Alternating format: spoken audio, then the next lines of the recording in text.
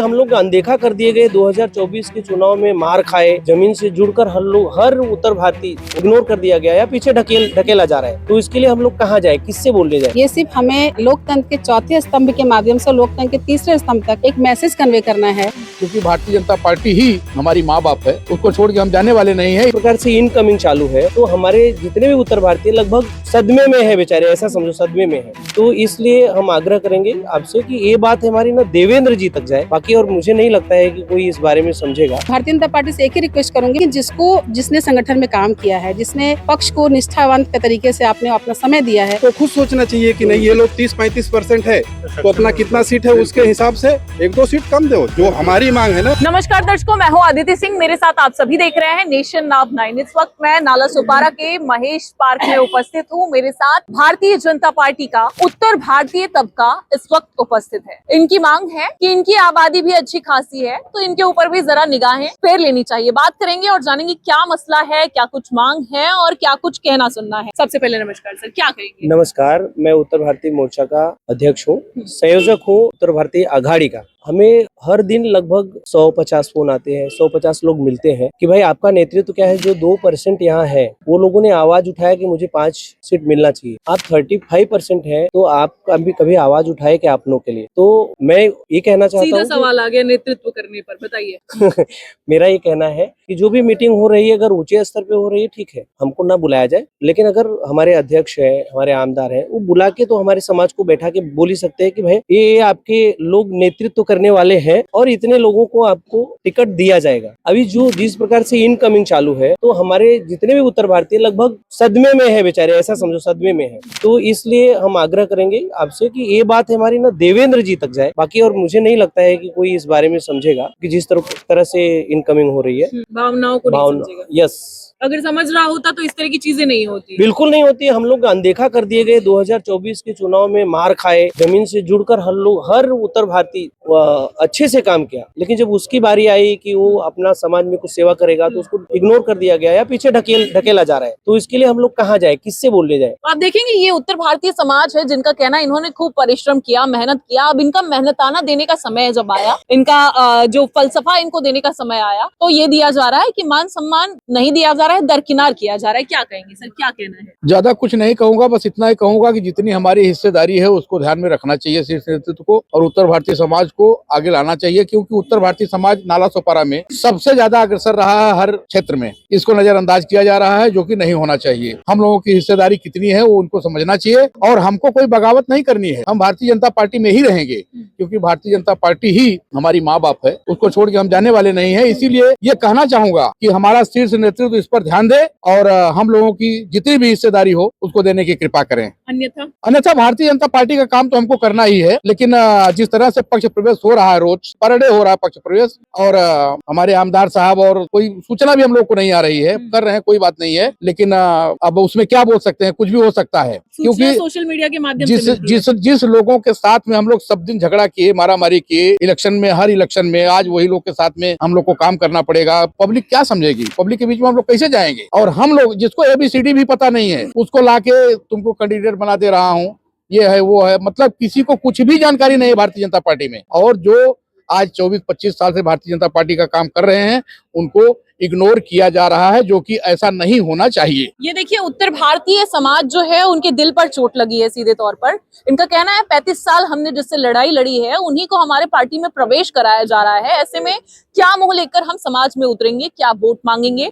और उन्हें तवज्जो दी जा रही है जिन्होंने झंडा डंडा ढोया है, उन्हें भुला दिया गया है। क्या कहेंगी मैडम? पहले नंबर तो मैं आपको आपके माध्यम से एक चीज संदेश अपने भारतीय जनता पार्टी को देना चाहती हूँ कि यह कोई बगावती पहल नहीं है। ये सिर्फ हमें लोकतंत्र के चौथे स्तंभ के माध्यम से लोकतंत्र के तीसरे स्तंभ तक एक मैसेज कन्वे करना है कि जैसा उन्होंने बोला कि अभी जिस सत्ता को हम 35 वर्षों से गाली दे रहे हैं, उनको भला बुरा कह रहे हैं, आप उनके लोगों को लेके आ रहे हो, कोई दिक्कत नहीं, हमारी संगठन बढ़ रहा है, उससे मुझे कोई दिक्कत नहीं है। पर यहाँ जिसने 33 हम लोगों ने, जैसे मैं खुद 2012 से भारतीय जनता पार्टी में हूँ, उसके पहले विद्यार्थी विद्यार्थी परिषद में थी। हमारे संस्कार ऐसे है कि हम भारतीय जनता पार्टी को कभी छोड़ नहीं पाएंगे। हमारे रक्त में बी पॉजिटिव शायद नहीं निकलेगा, कमल निकलेगा, ऐसा लगेगा, ब्लड निकालेंगे तो ऐसा है। लेकिन मैं जैसे उन्होंने बताया कि वो जिलाध्यक्ष उत्तर भारतीय से, मैं भी यहाँ की माजी जिलाध्यक्ष महिला मोर्चा रही हूँ। तो काफी सारी महिलाओं का मुझे भी कॉल आता है कि मैडम हमारे लिए कौन बोलेगा, हमारे लिए कौन बात करेगा। और एक चीज और मैं विषय बता दूं कि मुझे इलेक्शन नहीं लड़ना है। कल तक मैं बहुत इच्छुक थी, लेकिन आज मैंने बहुत कुछ सोचा। मैंने सोचा नहीं, अब कुछ लोग बोलेंगे टिकट मिलने वाला था कि तुमको कैसे पता है कि नहीं लड़ोगी, लेकिन मैंने मन बना लिया कि मुझे नहीं लड़ना है। तो ये कोई ना सोचे कि मैं अपने लिए बात करूँ, मैं अपने उत्तर भारतीय समाज के बारे में, उत्तर भारतीय की महिलाओं के बात को एक चेहरा बन के बात करना चाहती हूँ, क्योंकि उनको लगता है उनका कोई माई बाप नहीं है। तो मैं बस भारतीय जनता पार्टी से एक ही रिक्वेस्ट करूंगी, मैं ये नहीं बोलती जिसने सब फॉर्म भरा सबको दे दो, लेकिन जिसने संगठन में काम किया है, जिसने पक्ष को निष्ठावंत के तरीके से आपने अपना समय दिया है, जो पार्टी की समझ रखता है, संगठनात्मक नॉलेज रखता है, उसको जरूर आप पक्ष में दीजिए। वहाँ पे आप पैसा ये मत देखिए, क्योंकि जब हम पक्ष में कार्यकर्ताओं को लेते हैं तो हमसे क्या उससे अपेक्षा करते हैं, निष्ठा होना चाहिए। तो अभी वो निष्ठावान कार्यकर्ताओं को साइड करके मॉनिटरी अगर आपको सोच रहे हो, या पैरवी देख रहे हो, या पर्सनल अटैचमेंट बॉन्डिंग देख रहे हो, तो सबका अपना काम करने का तरीका होता है। कोई लोग पर्सनल बॉन्डिंग में कम बनाते हैं, सोचते हैं चलो ठीक है, आमदार को जिताना मेरा काम था, हमने कर दिया, अब हमको अपना काम करना है, ग्राउंड पे काम करना है। तो अगर इसको क्राइटेरिया बना दिया जाए कि मॉनिटरी कितना आप फाइनेंशियली कितने स्ट्रांग है, आपका किसी बड़े लोगों के साथ कितना अच्छा बॉन्डिंग है, उठना बैठना है, वो क्राइटेरिया अगर बने तो फिर निष्ठा की अपेक्षा ना करे तो अच्छा है, क्योंकि हमें जब लिया है तो हमसे निष्ठा की अपेक्षा की जाती है। तो मेरा बस एक ही कहना है इस आपके माध्यम से कि हम लोग जैसे 35% यहाँ है, उस रेशियो में कम से कम जो योग्य हमारे कार्यकर्ता उम्मीदवार है उनको दरकिनार न किया जाए, सिर्फ इस बेसिस पे कि उनका अच्छे बॉन्डिंग नहीं है, उनका अच्छा कोई गॉडफादर नहीं है, उनके पास पैसे नहीं है। क्योंकि जहाँ तक समझ की बात है, तो हम लोग जो कार्यकर्ता जो निष्ठावान कार्यकर्ता घोड़े की नाल लगा के काम करते हैं। हमें आदेश मिला ऊपर से ये काम करना, हम लग जाते हैं। हम ये नहीं सोचते हैं मन में कि अरे हम पैसा नहीं कमा के अकाउंट नहीं भर रहे हैं तो हम आगे परेशानी होगी, हम ये सब नहीं सोचते हम जैसे कार्यकर्ता। लेकिन जब इलेक्शन की बात आती है तो ये सारे विषय जब आगे आते हैं तो थोड़ा बुरा लगता है। और मैं चाहती हूँ कि मैं अपने उत्तर भारतीय समाज के माध्यम से उत्तर भारतीय समाज के लिए ये मैसेज देना चाहती हूँ कि हमारे उत्तर भारतीय के लिए आप सोचिए, उनको भी मौका दीजिए, क्योंकि हम एक आपके 33% आपके लिए वोटर्स हैं, आपके लिए हम काम करते हैं और बहुत निष्ठावान तरीके से काम करते हैं। जिस तरीके से कल्पना जी ने कहा कि जो बैठकें होती हैं उसकी जानकारी नहीं दी जाती, इत्तला नहीं किया जाता है, तो क्या ऐसा है सोशल मीडिया के माध्यम से ही आप लोगों को? हाँ, मैं कोई पर्सनल ऐसे जैसे समझिए समाज परिवार एक है, मैं मानती हूँ भारतीय जनता पार्टी एक परिवार में जो कहते भी नहीं है ही, मतलब भारतीय जनता पार्टी एक पारिवारिक संगठनात्मक विचारधारा से ही चलती है कि ऊपर से लेके नीचे तक सब हम परिवार के सदस्य हैं। तो जब सदस्य हैं तो हमें परिवार में क्या चल रहा है पूरी जानकारी मत दीजिए, लेकिन एक कम से कम कंसोल करने के लिए हमें तो बात करिए कि भाई आप लोग के साथ इनजस्टिस नहीं होगा, हम लोग जो कर रहे हैं ये संगठन को बढ़ाने के लिए कर रहे हैं। ऐसा कोई मैसेज हमें कन्वे नहीं हो रहा है। तो जो मैच्योर्ड है वो लोग सोचते हैं ठीक है जो होगा अच्छा ही होगा, और कुछ ऐसे भी महिला कार्यकर्ता है जिनको पेशेंस नहीं, जिनको लगता है मेरे साथ गलत हो जाएगा, तो वो उनको विवश किया जा रहा है गलत करने के लिए। तो वो नहीं होना चाहिए। हमें लगता है कि हमें एक मैसेज हमको ऊपर तक जाना चाहिए। उत्तर भारतीय समाज के लिए भी एक बहुत नहीं, मैंने बोलती 30 सीट मत दीजिए, एक सर्टेन जो हमारा जितना पे अधिकार है उतना हमको टिकट मिलना चाहिए, वो भी योग्य लोग को दीजिए। मैं ये भी नहीं बोलती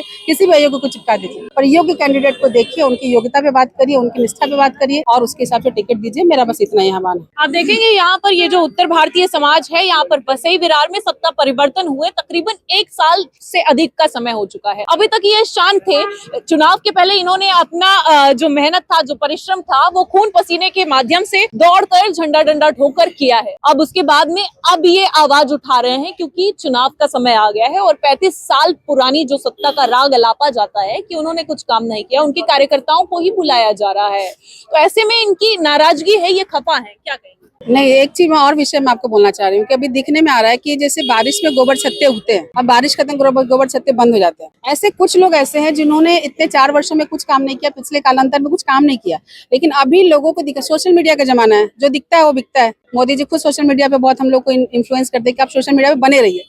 मतलब पहले था नेकी कर दरिया में डाल, अभी का जमाना है कुछ भी कर फेसबुक पे डाल, ऐसा हो गया। तो अभी हाँ, तो ये ऐसा हो गया कि कुछ भी करो सोशल मीडिया पे डालो। तो जो लोग सोशल मीडिया पे डाल रहे हैं, कुछ भी कर रहे हैं और सिर्फ कुकुर मुत्ते की तरह बारिश की तरह उग रहे हैं, उनको सिर्फ ध्यान अट्रैक्ट करना पब्लिक का कि I am so much working, hard working, ऐसा दिखाने के लिए काम। उनको कुछ पक्ष से लेना देना नहीं, उनको खुद के खींचे को भरने के लिए काम करना। यानी अगर आप सोचो, सीधी एक एग्जाम्पल है, उससे आपको साफ समझ में आ जाएगा कि कोई MBBS की डिग्री अगर DY पाटिल से करेगा, उसका अपने पेशेंट के पास प्रतिनिष्ठा, और एक सरकारी टीचर अपने इससे जाएगा, उसको कुछ पैसा नहीं लगेगा, उसका एक अपने पेशेंट के प्रति क्या निष्ठा रहता है। जो आदमी जिस निष्ठा से आएगा पक्ष में, उसी निष्ठा से आपको समर्पित वापस करेगा। तो उनके अंदर वो निष्ठा की भाव ही नहीं है, सिर्फ उनको आना है कि बस नगर सेवक बनना है, अपना जेब भरना है और उसके बाद समाज के लिए कुछ करना नहीं है। तो समाज के लिए कुछ भी पेबैक नहीं करने वाला है। तो पक्ष को इस बात का भी ध्यान रखना चाहिए कि जो शो शाइनिंग करने वाले लोग हैं, जो आपके इर्द गिर्द घूम के खाली आपके चाटू काटता है, तो कल अगर सत्ता जाएगी तो वो पक्ष से निकल के भी चले जाएंगे। जितनी जल्दी इनवर्ट हो रहा है उतने आउटवर्ड भी हो जाएगा। लेकिन हम जैसे लोग जो है कल भी बीजेपी में थे, अभी बीजेपी में है और कल भी रहेंगे। ना इंसाफी होगी फिर भी ना इंसाफी यहाँ भी रहेंगे, दिल्ली में भी रहेंगे और यूपी में रहेंगे, पूरे इंडिया में रहेंगे। अच्छा, क्या कहेंगे आप? 35 साल की सत्ता जिसको आज तक गाली दी है, आज उन्हीं लोगों को समाविष्ट कर रहे हैं, उन्हीं लोगों के लिए। ये भाजपा के जो कर्मठ अपने कार्यकर्ता हैं, जिन्होंने अपना 30-35 साल यहाँ पे गुजारा है और बड़ी लड़ाइयाँ लड़ा है। ऐसा आज जो हम लोग यहाँ खड़े हुए हैं, ये लोगों के परिश्रम का फल है।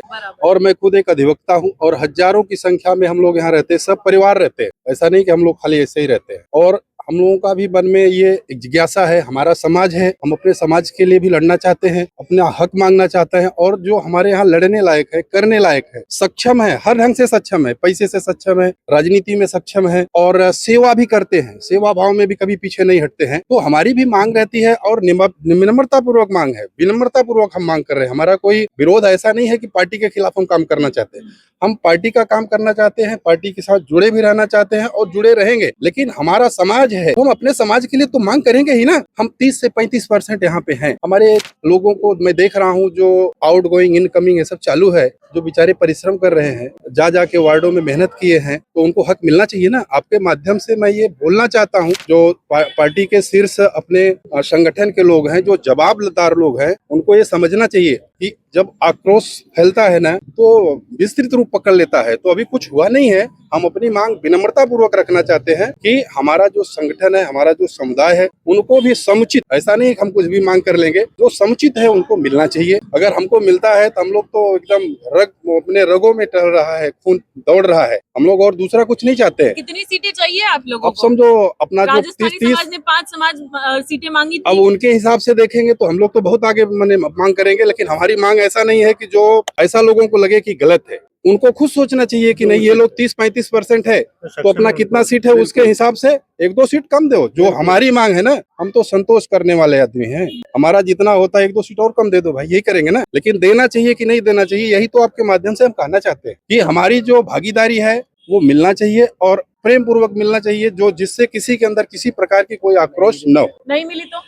नहीं मिली तो फिर भी हम लोग तो रहेंगे। लेकिन फिर हम लोग क्या है, हम तो मान लो वकील लोग हैं, तो हम लोग क्या करेंगे, अपने आंख को बंद कर लेंगे, आ ही जाएगा सब, कोई बात नहीं। हम विरोध भी नहीं करेंगे, लेकिन हमारी आंख बंद करने से हम देखेंगे नहीं कि कहाँ जा रहा है, क्या हो रहा है। आप समझ सकती हैं, कुछ बोलने की जरूरत नहीं। देखेंगे ना गलत कहेंगे। अब मेरे माध्यम से मैं यही कहना चाहता हूँ कि ऐसा करिए कि हमारे आंख कान ये सब खुला रहे। और हम लोग समझदार लोग हैं, ऐसा नहीं के 4 बंदर वाली वो नहीं, वो हम लोग नहीं, हम तो खुद दूसरे के लिए लड़ते हैं। तो अपने लिए कितना लड़ सकते हैं बताने की जरूरत नहीं है। देखिए, पार्टी इस तरीके से मजबूर कर रही है कि गांधी जी वाली के बंदर वाली भूमिका ना लेनी पड़े, ये लोगों का आग्रह है जी। मैं एक और आपके माध्यम से कहना चाहती हूँ कि पहला नंबर की इस हमारा जो हम सभी जितने लोगों ने हमने बोला है, इस पर विपक्ष अपनी दाल रोटी सेकने की कोशिश ना करें। क्योंकि जैसे ही हमारे पक्ष वाले बोलना शुरू करते हैं ना, तो विपक्ष वालों को अपना दाल रोटी सेकने की जरूरत पड़ती है। वो सेकने की प्लीज गलती ना करें।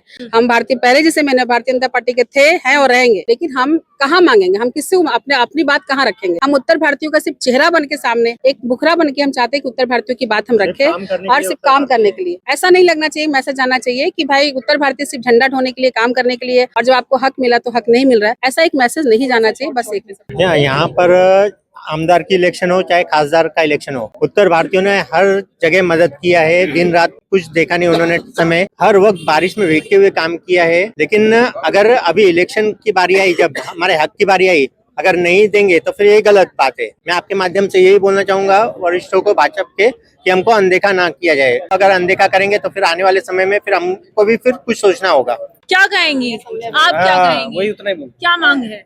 देखिए, मांग ये है कि हम 8-10 साल से काम कर रहे हैं और हम उत्तर भारतीयों के सम्मान के लिए यहाँ पर आए हुए हैं। और हमारा भारतीय जनता पार्टी, हम आप शुरू से थे, है और हम कट्टर भारतीय जनता पार्टी के कार्यकर्ता रहेंगे। हमें प्रशिक्षण में हमेशा सिखाया जाता है कि अगर पार्टी आपको टिकट नहीं देती है तो आप नाराज होइए, ये आपका हक बनता है। आप नाराज होइए, आप घर पे बैठिए, चलेगा, लेकिन जो खड़ा है उम्मीदवार, उसका सत्यानाश ना कीजिए। तो हम पार्टी का पूरा समर्थन में है, लेकिन जो हमारे वरिष्ठ हैं उनसे हम विनती करते हैं कि वो हमें भी सम्मान दें। और ये जो हम नाइंसाफी की जा रही है वो नहीं की जाए। बिल्कुल नहीं, जो लायक है उनको दीजिए, जिन्होंने कार्य किया है उन सबको टिकट मिलना ही चाहिए और वो उनके साथ न्याय होना ही चाहिए। तोड़फोड़ वाली राजनीति जो चल रही है इस पर क्या कहेंगी? देखिए, राजनीति तो हर जगह पे होती है, तोड़ फोड़ की। इम्पोर्ट एक्सपोर्ट 35 साल की सत्ता का जो यहाँ अभी पर आगमन, पूरे देश में आपको मालूम है कि कमल खिल रहा है और सबको मालूम है कि हम बीजेपी में जाएंगे तो हमारी सीट आएगी ही, क्योंकि जिस तरह से हमारे देश के प्रधानमंत्री अपने देश को आगे लेके जा रहे हैं और हमारे देश के मुख्यमंत्री जिन्होंने कभी भी कोई पक्षपात नहीं किया, जातिवाद नहीं किया, लड़की बहन सबको दिया, चाहे वो हिंदू हो, मुस्लिम हो, कोई भी, उन्होंने कभी ये नहीं किया। तो हम भी यही चाहते हैं कि जो वो चाह रहे हैं कि हम आए तो हम जीतेंगे, तो हम भी तो चाह रहे हैं ना कि हमको भी मिलना चाहिए, और वो जो आ रहे हैं वो तो गलत है, जो अपनी पार्टी का नहीं वो हमारे पार्टी का क्या होगा। तो ये सवाल है और बड़ा प्रमुख सवाल है कि जो आ रहे हैं वो चाहते हैं कि हमको टिकट मिले, तो जो यहाँ पर है तकरीबन 8 साल 10 साल 12 साल 20 साल से जो यहाँ पर है, क्या वो नहीं चाहते कि हमको भी टिकट मिले? इतने साल जो हमने भारतीय जनता पार्टी जब यहाँ पर उसका कोई अस्तित्व नहीं था तब हम उसके साथ जुड़ कर रहे हैं, तो आज जब भारतीय जनता पार्टी फल फूल रही है, आगे बढ़ रही है, तो क्या ऐसे में क्या इनको रिजल्ट नहीं मिलना चाहिए? ये इनका प्रमुख सवाल है। एक और पंच लाइन जो यहाँ पर कही गई, पहले एक लाइन थी कि नेकी कर दरिया में डाल, अब की लाइन है कुछ भी कर फेसबुक पर डाल। तो ये वाकई में अब सोशल मीडिया का जो जमाना है, वो सोशल मीडिया पर बने रहने पर जो दिखता है वही बिकता है। अब ऐसे में इन्होंने अपनी मांग को बुलंद किया है, इनकी मांग को हमने बुलंदी दी है, इनकी मांग को और कितनी तरीके से सुना जाता है या कितना रिजल्ट दिया जाता है, ये सब कुछ देखना होगा।